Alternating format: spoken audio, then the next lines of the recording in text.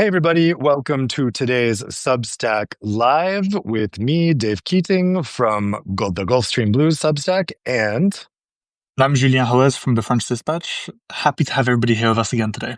yes, we're double teaming you Franco-American relationship style again with our take on the very alarming developments that have happened recently across the Atlantic. Of course, we want to give you the European perspective on how these things are being viewed in Brussels, in France, in the UK, but also we're going to have a reaction to Ursula von der Leyen's State of the European Union address last week.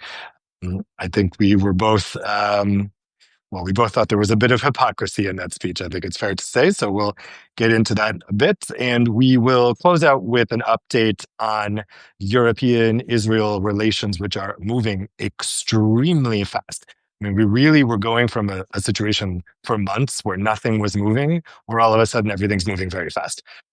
So let's start out with the royal visit, the unprecedented second state visit that took place by Donald Trump to London this week. This was, of course, promised to him by Keir Starmer, the British Prime Minister, when he had that, frankly, groveling visit to the White House back in February, where he just seemed desperate to try to get on Trump's good side. And of course, a royal invitation was a very cheap, easy way to do that.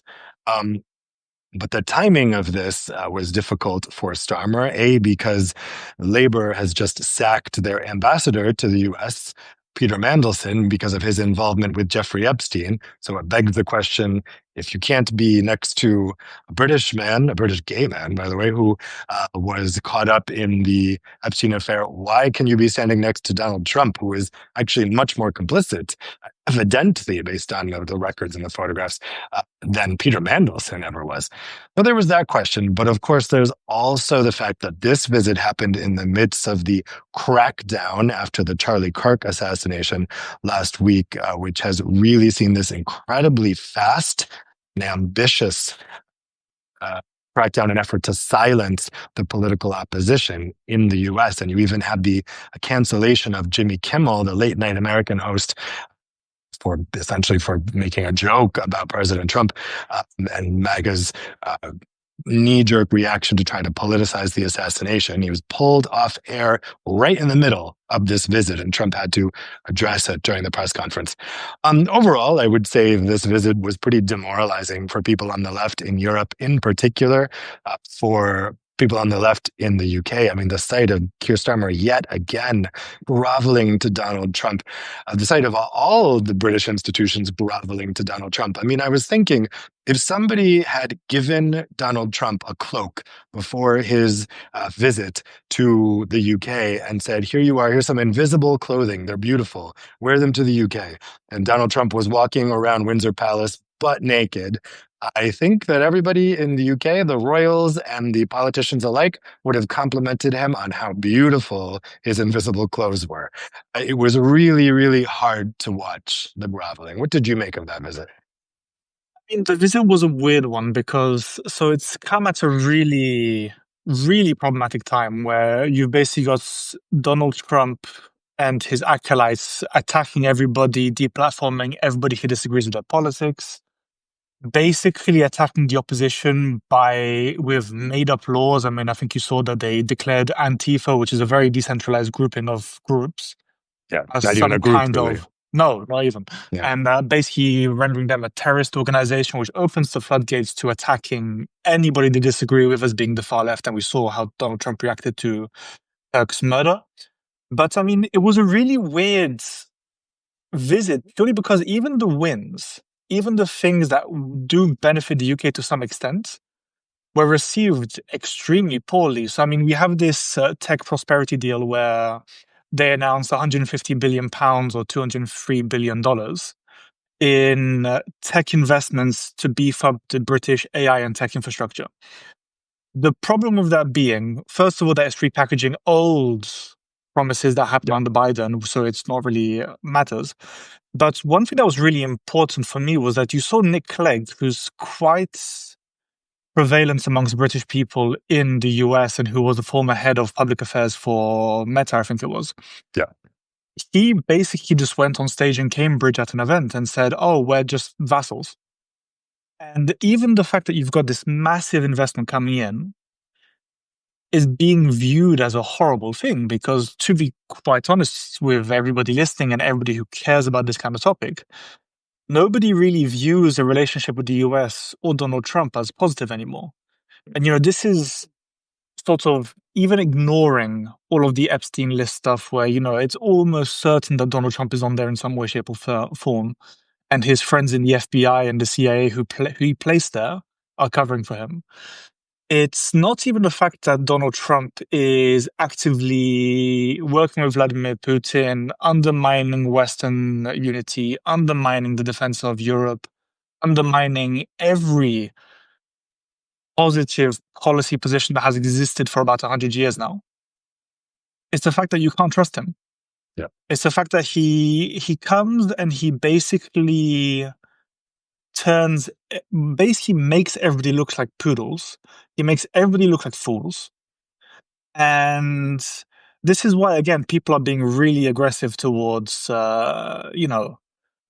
Starmer about this, because, okay, this is a And very, deservedly so. I mean, the thing yeah, is, what are they getting in return? I think that's the fundamental question here. After all of this groveling for the past 6 months, they're still in a situation where, I mean, this royal visit got wall-to-wall coverage, also yeah, on my own network, on continental European networks. Why? Because everyone wanted to see if Trump would suddenly flip out on Keir yeah, Starmer or King Charles or whoever. So this clearly hasn't bought any stability, or else people wouldn't have been watching this so closely. And yeah, on that tech pact that you mentioned, yeah, you're right that this is a lot of repackaged investment. But as I wrote on Substack earlier this week, and I'll link to that down below, there's really worrying elements of this tech pact that it basically locks the UK in to American tech dominance. So here in the EU, where at least there's talk of trying to lessen America's tech dominance over Europe and to try to bring data flows over to Europe to keep them in Europe, this essentially says that the US and big American tech will be running the UK's digital infrastructure forever, in perpetuity. And the other really worrying thing about this tech pact is, even though it's not explicitly said in the text of this pact, which I think is 3 pages, it is very clear that there is a quid pro quo going on here, that in exchange for this investment from American big tech companies, some of which was happening anyway, investment that they would be likely to make anyway, given the market dynamics, the UK is going to rewrite its tech laws. I mean, that's very clear. yeah, Keir Starmer has signaled that he is willing to do that. And the US government, at the behest of the American big tech companies, has been demanding that of the UK and the EU. They don't like the new limits that have been passed on social media companies, on tech ownership, and they're trying to get both the UK and the US to end those laws. I'm almost certain now that the UK will be doing that very quickly. The question now is whether the EU will follow suit. There was one quote in a Politico article this week which was very worrying. It was from a White House source who said that the strategy here is to basically co-opt the UK, get the UK to cancel their tech regulations, and then use the UK to lobby the EU to end their tech regulations. I mean, basically, just blatantly making the UK a vassal arm of the United States to do its bidding in Europe. yeah, of course. But I mean, that was the whole reason why Donald Trump supported Brexit in the first place. And this is a natural result of Brexit. If you have a country that is completely isolated, that was previously a part of a large bloc that was able to fight back. And again, I'll get to a comparison in a second on the different reactions to this kind of initiative. This is the simple result of conservatives in the UK and the far left being aggressively against membership of the European Union. This has led to the UK being weak. And I mean, there's this thing here so I saw a comparison where someone was saying, well, why is the UK in this position and why is, France not in this position, or why is Germany not in this position? And while the easy answer behind that is the EU, there's one other specific thing where there is more of a privatization culture in the UK than in other countries. I mean, in France, for example, the state usually will maintain a majority stake in the majority of the major important infrastructures or companies, right? And this is something that never developed in the UK. So the UK is a lot more at risk from this kind of hijacking from foreign states, especially outside of protective infrastructure like the EU, than other states, even accepting the fact that many of these states who have to fight against this kind of initiative are from are in the EU. And this is even considering the fact that, in my opinion, there are some laws that need to be revised in some extent, either to be made more harsh or to be made slightly softer. But there's no excuse for giving away your sovereignty, either technologically or legally, to the United States. I mean, they can't hurt you that badly. And I think lots of diplomats and ambassadors have forgotten that the US, I mean, the economy is about to go into a massive recession. The US cannot hurt other countries as severely as many are worried that the US can. Yeah, I mean that's a very good point. You say that people are saying, well, the UK has to make the surrender, but the EU doesn't. Yeah, But the EU might is the thing here, and then the argument for Brexit is perfectly valid because if the EU doesn't protect its citizens against foreign powers, what's the point? yeah, Maybe we can segue here into Ursula von der Leyen's State of the Union speech. I mean, I would say that our with the favorite topic. UK, our favorite topic, I would say that with the UK, basically because of their foreign policy orientation under both Labour and Conservative governments. They really have no choice. They could dramatically reorient their foreign policy orientation, but they have no choice right now but to do whatever the US says. It's not surprising. It wasn't surprising in May when Keir Starmer signed his surrender deal with the United States. That was basically assumed that was going to happen because what they're trying to do here so desperately is they desperately need Donald Trump to repeat this special relationship thing, a term I can tell you that no one in the US ever uses. When I was working in Washington as a reporter, I never heard, most Americans would never know what that phrase means, but it's so desperately important to British people. So they have to give him this ride in the golden carriage and do all this buttering up just to have him say, I love the special relationship.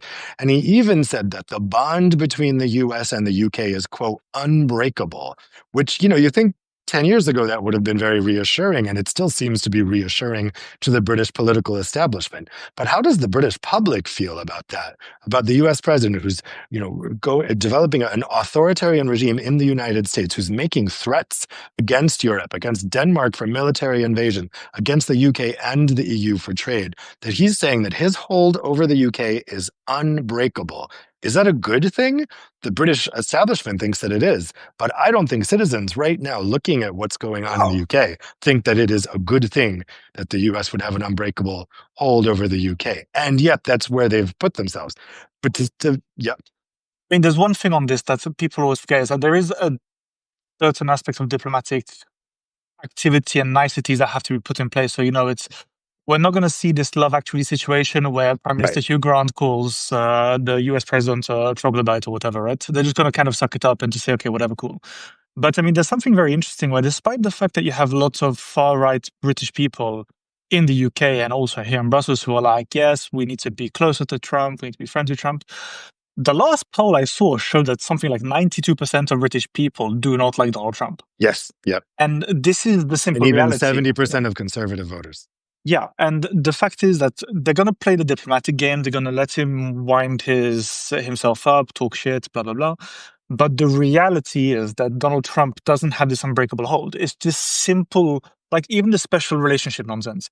Even under Obama was very pro-British. And even he was like, look, you guys need to get over this nonsense because the special relationship thing was I think it was coined in the 40s. Yeah. After World War II. Yeah, so World War II thing. And to be honest, we've gone so far past that in international development and international law and just in general that I don't think I would almost qualify almost every single diplomatic relationship as being some kind of special relationship. Because at this stage in globalization, the relationships are so close and intertwined that unless you completely lose your mind, it's not going to break. The hold doesn't have to be unbreakable, but it is unbreakable if the UK enters into that kind of vassal relationship. Yeah. I mean, it's unbreakable if the UK assents to making it unbreakable, and that's what they're doing right now.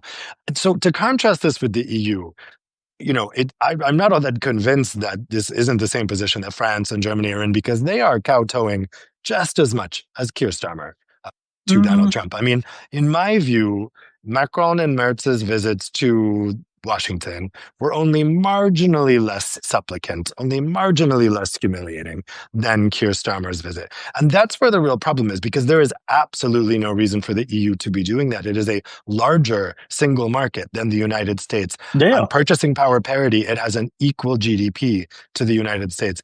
The UK, yes, okay, post Brexit, they don't really have much of a choice. The EU does have a choice, and yet they're choosing the same surrender that the UK is.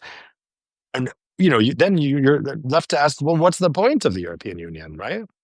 So there was a game that was being played on the US in the French and German relationships and the visits to the US. And a big part of that is it was different to how Starmer did it, even though I was critical of the way that they behaved, purely because they pushed back against Trump quite a lot. I mean, I remember there was this famous thing where I'll find a video of it somewhere and post it on Twitter or something. I But I think I know you're remember, going to list the Macron comment, right? yeah, where Macron kind of like held Donald Trump's hand, put it back on his thigh, and said, "Well, actually, the reality is no, no, no, no, no." And I think a big part of that was and continues to be that they're still trying to not only rein in the worst impulses of the US when it comes to Israel and Palestine, because the US position on that has become absolutely insane. But on top of that, they're still trying to make sure that the US support for Ukraine persists. Because despite the fact that the Europeans are still the biggest funder and supporter of Ukraine collectively, and I think it's several hundred million more than the US, right? They still know that they still need the US to be there because, Donald Trump can spin his wheels with his Putin relationship. He can keep making these discussions happen despite the fact that they are not going to go anywhere. But even then, it's still a case of trying to keep that in play, even though I think we're both very critical of von der Leyen's behavior towards Donald Trump, even if she's potentially behaving as a sacrificial lamb. Well, yeah, let's talk about her orientation toward Donald Trump because, we've criticized her greatly for the surrender deal in late July, for surrendering so readily to Donald Trump's trade war, for signing off these tributary payments to the US of 750 billion euros in energy investments, 800 billion euros in general economy investments. I mean, it's basically how the Roman Empire would treat its vassal states demanding tribute. But the fact is that she was acting on surrender instructions from the EU leaders, national leaders, from President Macron, from Merz. Macron initially was saying that you should be tough and be ready to retaliate with the trade mechanism. But at that summit in June, just before the surrender deal in July, he relented. He could see that he didn't have enough support within the European Council to lead a robust response. So what irritated me in Ursula von der Leyen's State of the European Union speech last week is Just one she thing. came in, yeah, No, is just one thing. what thing? Well, I'd say the main thing was she came out at the beginning of the speech saying, sounding very bold, sounding almost Yeah. revolutionary. Europe needs an independence, a revolution. We all must have courage. But she didn't have the courage in that speech to name specifically who she's talking about when she's talking about a new era of global power politics, when she's talking about Europe being faced with adversaries around it. She would only talk about Russia. And this is starting to get very annoying, I think, for European citizens because we're told that, Russia is so horrible, and, it is. I'm not disputing that. But, we're told, look at what Putin is doing to his domestic opposition. Look at Putin's domestic policies. Now look what he's doing, all the threats he's making. And of course, look at the invasion of Ukraine. But don't look at what the United States is doing. Don't Yeah. look at what Donald Trump is doing domestically. We're not going to talk about that. I mean, it is complete hypocrisy. And for Ursula von der Leyen to stand there in front of the parliament and say that we should all show courage and demand independence a month after having just completely supplicated herself before Donald Trump and surrendered all of our tax money in these tributary payments and accepting a 15% base tariff that basically destroys the World Trade Organization. After a summer of surrender, for her to get up there and say that, I mean, it was ridiculous. And several of the leaders pointed that out. Aracha Garcia, the head of the center-left S&D group, said, this is ridiculous coming from you. Valerie Hayev from the Macron's Renew group also said something similar. So it was hard to take. I mean, I'm all for this type of rhetoric, but it's not being backed up by action. We're having all of our leaders right now say Europe needs to be independent, Europe must be sovereign, blah blah blah. But they're behaving in the exact opposite way. And so I am tired of all these empty words when they're just going to finish that speech talking about how much Europe needs to be independent and have courage. They get done with that speech, they pick up the phone to Washington, and what can we do for you? We'll do whatever you say. I'm tired of this, right? Oh, I get it. And I mean, I'm in the same position. I mean, to be fair, as a federalist, seeing Rachel and seeing Valerie saying the things they said made me very happy because it was very much pushing back in the right direction, right? And there's this really weird thing where, for example, I mean, I remember I posted yesterday this news article from the before World War II, where exactly what happened to Jimmy Kimmel happened to Yep. these similar comedians in Nazi Germany, right? And the fact that we're seeing Trump behaving the way Putin did when he was taking control of state apparatus and media apparatus in Russia in the early 2000s, the fact that we're not pushing back on that, the fact that people are still being reliant on this kind of situation. And I should say that there's been many of us who have been pushing for European independence and strategic autonomy and everything for, I think, decades now. You had Macron when he came in, did his whole Sorbonne speech in 2017. You had all of the Gaullist shenanigans throughout the last 100 years, we'll say, to be honest. And the fact that we keep hearing this weird rhetoric from von der Leyen, who's not a strong commission president, and who every single time she engages in some kind of speech reminds people why she shouldn't have been commission president, is, I agree, extremely fucking annoying. Because, I mean, I'm one of these people who was screaming, we should have Mario Draghi. We then proved us all right who was saying this when he released his Draghi report, which was then mostly ignored.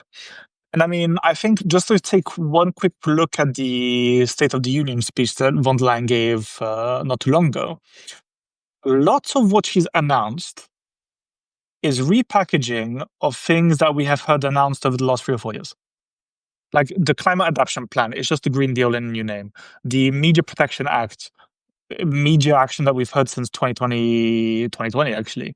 The Single Market Roadmap to 2028, it's just a repackaging of the integration of capital markets in the system. I think the only new thing that we hadn't actually seen a concrete proposal for was a 28th regime. Because everything else is something that we've either seen in the commission or that has been announced previously and just never made it off the desk of some desk jockey in the commission because they weren't allowed to do it because it wasn't politically salient enough for von der Leyen or whichever commissioner was trying to make a play at whatever position, right? And I think this speaks to the biggest issue again, and we keep coming back to this again and again, and especially talking about Ursula von der Leyen again and again, that we keep hearing these speeches, particularly from German politicians, I'll say, and I have a lot of beef with German politicians about strategic autonomy. We need to be brave. We need to be independent. When we see no bravery whatsoever, we see no big move to independence. I mean, there was a weapons package recently where I think, was it Poland or Germany, who they started repurchasing American weaponry, right? Despite the fact that despite the fact that you've got Denmark who are now purchasing European anti-missile defense systems because they realize you can't trust the US. And we keep coming back to the same bad actors and the same bad faith behavior and the same shitty rhetoric that doesn't go anywhere. Yeah, I mean, it's the lack of a sense of urgency, right? I mean, it's Ursula von der Leyen is sitting there reading words that sound very urgent. If you were looking at her, the text of her speech, you'd be like, this is an urgent situation. But she doesn't seem like it's urgent. No one's reacting like it's urgent. I think that basically Europeans have not woken up yet to what the United States is becoming. And I don't know what it's going to take to make them wake up. It was interesting. A couple of weeks ago, in late August, I did a video interview with James Kerr Lindsay, who's a professor of international conflict, does YouTube explainers of international conflicts. And in the course, it was about EU-US relations. It was very long. But at some point in the interview, I was lamenting that Europeans still tell me that they dream of living in the United States. And, they're just most average people on this continent. have no idea how serious the situation is in the US. And I Yeah. said kind of offhand, this is a country that is hurtling toward civil war. I mean, it is on that trajectory. It's not there yet, but that is where things feel like they're going over there. And then I read Yeah. the comments after the video, and people were freaking out about the fact that I said that. Oh, I can't take this guy seriously anymore after he says the Yeah, US of would go to course. civil war. That could never happen. How absurd. And I was just curious. I was thinking, okay, where are these people from that are so offended? I mean, there were a lot of positive comments as well, Yeah. agreeing with me. But then I looked and they were all European and they were mostly British. And I Yeah, thought, of course. anyone living in the US probably wouldn't react with such incredulity to the idea that there is a very real risk of civil conflict. And of course, the assassination, which came just a couple days after that video was published, that really laid bare how serious the situation is. But who's Yeah. least likely to accept that? Europeans, British people in particular. When I talk to my friends and family in the US, they are very, very aware the risk of the situation spiraling out of control over there. Europeans, they are vassal states of the United States. They depend on that country for their military protection, for the structure that underpins this entire economy, the subject of my book, which is coming out in November. And yet there's no sense of urgency because it's like their minds cannot accept what their eyes and ears can see and hear, that the US is on this very, very rapid trajectory toward chaos. And that has huge implications for Europe, which depends on the United States. The urgent and the logical urgent thing to do in that situation would be to rapidly de-risk Europe's relationship with the United States. And yet no elected politician on this continent, other than Pedro Sanchez, is suggesting doing that. I mean, Macron's been saying that for a very long time. Let's not forget. Yeah, But but he's not acting. I mean, Pedro Sanchez is actually throwing things out there, like his support yeah, for an sure. EU army or the coordination of EU armies. Macron, I mean, it's not his fault. Yes, No, he's been no. saying this for a long time, but he's a lame duck now. I mean, he has no purchase. It's not even his lame duck. It's just that whenever France proposes this, everybody freaks out about French domination of the Yeah, EU, right? yeah. But I mean, particularly the profile of the people that you're mentioning now, we know exactly who it is. It's weird far right libertarians who really like Donald Trump and who will deep throat him day and night just because they think he's based and super cool, right? I have the same thing with like the US situation where you have pretty much everybody who is sensible and who has a burn on their shoulders saying that shit is hitting the fan pretty quickly. I mean, within not even an hour of Charlie Kirk being assassinated, you had Donald Trump blaming the left. You had his far right acolytes screaming about civil war. You had them basically trying to paint the shooter and his family and friends as everything but, you know, who they are now And also turning out to be. as part of a wider movement, as if there's this, Exactly. as if basically as the Democratic Party organized this, as if this is an Yeah. organized leftist terrorist plot. When of course all the evidence, we have very little evidence right now, but the evidence is No. this was a lone wolf type act. Yeah, and particularly someone who comes from a very distinct subculture of weird far right Yeah. wingers who grew up on 4chan. But I mean, the fact that these people constantly, rather than say maybe we need to calm down and turn down the rhetoric, and instead they try to blame the trans Illuminati who are trying to kill all white people or some nonsense. It shows that there's no real way forward at this time to actually find a solution to the conflict, right? And And this did is turning anyone have into any doubt that they were going to react that way? I no, mean, of course anyone in not. Europe was surprised by the way Donald Trump reacted or about how MAGA reacted. I mean, the minute that headline came, I have to confess, I had no idea who Charlie Kirk was before this. Maybe it's my Oh, age. you have I all of my vaguely envy. heard of, yeah, it sounds like I'm better off for not knowing. But, when that came through, I said, well, who's this? And I looked it up and I said, oh, shit. Here Yeah, we go. This is it. I mean, it was going to be something. If it wasn't this assassination, it was going to be something yeah, that kicked this up because they have been champing at the bits to launch this crackdown and they were going to use any excuse. And this is what happened to come. And if it doesn't happen with this, it'll happen with the next thing, right? yeah. And And it's that's what important. Europeans need to be aware of. Yeah, and it's important to also point out that when this has and there's studies now that show that this, shootings are far and away perpetrated by the far right, that a lot of these organizations that actually get involved in this kind of shit are from the far right, etc., etc. The White House actually took down a report stating this from the White House website. Yeah. Yeah.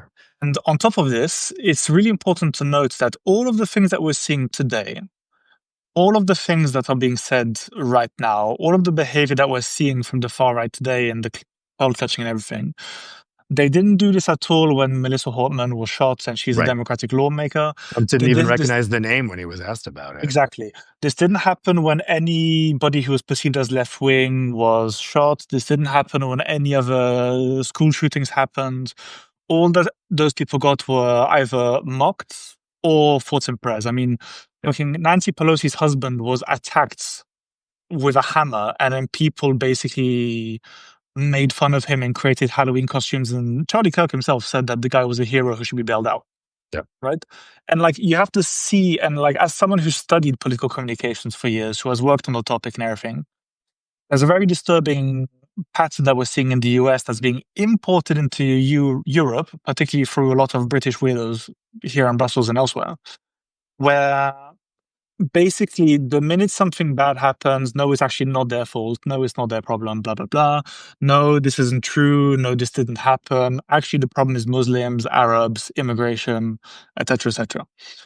This is something that whoever's listening to this right now should probably be very wary of and should keep this in mind when they listen to news reports and how people react to this kind of shooting and crisis and tragedy.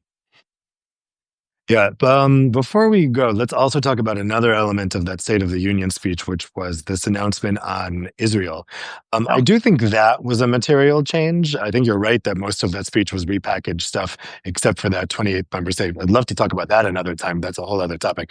But the announcement that the Commission would act unilaterally to freeze bilateral fund from the EU executive that basically bypassed the council, where this issue has been blocked by the countries that are supporting Israel no matter what. It seems Germany, Austria, Italy, Hungary, and Czechia. So then we had these other two proposals, which is to sanction the two far-right ministers in Netanyahu's cabinet. That needs unanimity in the council, so that's not going anywhere. But we also have this proposal to suspend part of the EU-Israel Association Agreement. It's basically a downgrading of the trade relation. So it would take a privileged trade access to a normal trade access, but it would affect a huge amount of investment, basically 37% of the EU-Israel trade. It would be pretty big, and that only needs majority support in the council. So that can pass. But I think that the bigger picture is von der Leyen is so solidly in support of Israel. You know, she flew there immediately after the October 7th attacks. She is German to her core. And we know that Germans have a particular mindset on this topic. The fact that she has come around means that things are really, really moving in Europe quite fast. Yeah. You know, I wrote a Substack earlier today, actually, about Eurovision and how like five member countries in Eurovision have now said they will not participate. They're pulling out of the contest if Israel is in it next year. That's a move. None of them, not a single country was willing to say that until now, actually willing to make that threat. And so things are moving in Europe. I think the question is how fast they're going to move. And that's what's a little unclear to me. I mean, as we're having this full-scale invasion of Gaza happening right now before our eyes, is this going to continue the rapid pace of movement, or is this a blip and then you think we're going to go back to entrenched positions? So I'm in two minds because, to be honest, I have a possibility as a possibility, to be honest. I mean, it could just be a blip and it goes back to things quite quickly because they may realize that Netanyahu and his extremist government aren't going to change anything. But it could become a more long-term thing. I mean, we know that Macron and several other member states have been pushing quite aggressively now. There was the vote in the UN to recognize Palestine, which was successful, if I'm not wrong. And I mean, there's a very basic, very human aspect to this whole situation right now, is that whether people believe that, you know, Israel shouldn't have reacted to the attack, which I think is nonsense, or you justified it because Israel has a right to self-defense, you get to a point where the death and destruction is no longer justified. I mean, we've hit a stage now where you've just got entire cities being leveled. You have Netanyahu and his ministers drawing up colonization plans for Palestinian territories. You've got people aggressively trying to kill the entire peace process and the Yeah, you've got two-state Israel solution. bombing the peace negotiators while Yeah, they're it's in ridiculous. Qatar. I mean, you also have Israel And bombing five different countries in the Middle East. I mean, this is a government out of control, right? And yeah, of course. I think But it's that's why extremists. things changed. Yeah, I mean, things changed because things just got so uh, beyond the pale in terms of what the Yeah. Netanyahu government is doing. But how much influence does Europe have here? I think I'm not sure. I mean, I they think quite on a this lot. economic question, the EU is Israel's biggest trading partner. I mean, Yeah. everyone always says, "Oh, the EU is totally powerless because they don't have the diplomatic heft," but they have the economic heft. If the EU suspended all trade with Israel, Israel would be in real trouble, and Yeah. there would be a big question about whether the US would come bail them out.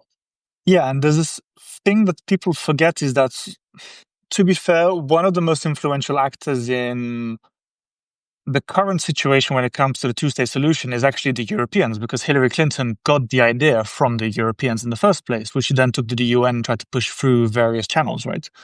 And the EU is okay. So right now we're not the most influential because if you have the US under Trump saying we'll support Netanyahu to the hilt, there's not lots many people can do because the US under Trump is just as liable to start bombing Palestine as Israel is right now, right? Because I mean, foreign policy in the US right now is completely insane. But we need to remember that the US, well, the EU, sorry, it can seem quite slow and it can seem like it's plodding along. But if the suspension of trade related provisions comes into effect after a council vote, then the EU will start looking at other sanctions after that point. Not only that, but the extreme ministers of Israeli government are going to get hit, just like Hamas and the violent settlers are going to be. The fact that the EU, I think, is the only entity right now that is actually targeting the settlers. And I think this is a very important thing as well, because the settlers are some of the perpetrators of the worst violence that we're seeing actually right now in Palestinian territories. I mean, we've seen the videos of them just walking into people's houses, dragging out women and children, shooting them, rolling their bodies down a hill, and then moving on, right? Like this kind of stuff is because it's not even just a government level action at this stage. Like there's certain aspects of Israeli society who think this is entirely justified, and someone has to tackle this at the same time as they're tackling the government because nobody else is.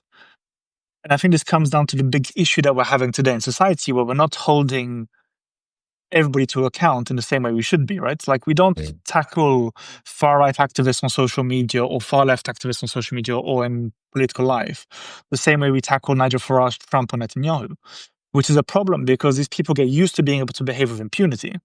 And then when they behave with impunity for long enough, then they just keep going and spinning and rolling and just it's a snowball effect. And I think that we're going in the right direction, probably a bit too slow, at least for my liking, but something has to be done to get things back on track and to stop this complete spiraling out of control in Israel and Palestine, because otherwise it's never going to stop. Yeah. I guess what will really be key here is I think Italy, because I don't Yeah, see Germany moving. So I think and the other countries, Austria, Hungary, and Czechia, are not big enough, I think, to make a numerical difference, if I'm not mistaken, but I might be mistaken about that. It's Italy. And what's mm. interesting is you had Antonio Tajani use the word genocide in a speech earlier this week. Which was very surprising. Very conservative Yeah, foreign minister of Italy. Now, it was in the context of defending Italy. He was saying, we have nothing to do with the genocide that's happening there. So it was kind of like in passing. And it's not really clear whether he meant to say that, but this has happened several times with right-wing politicians in Italy's government. So I wonder, I mean, politically, if the Meloni government is making some calculations here that this unabashed support for Israel, no matter what, is not really yeah. politically tenable domestically anymore. That's going to be something interesting to watch. And I guess we'll know more next week. yeah, and it's really important for people to actually note that Tajani is pretty he was pretty close to Berlusconi, like very, Right. very close. And that's Former quite European telling. commissioner. So. Yeah.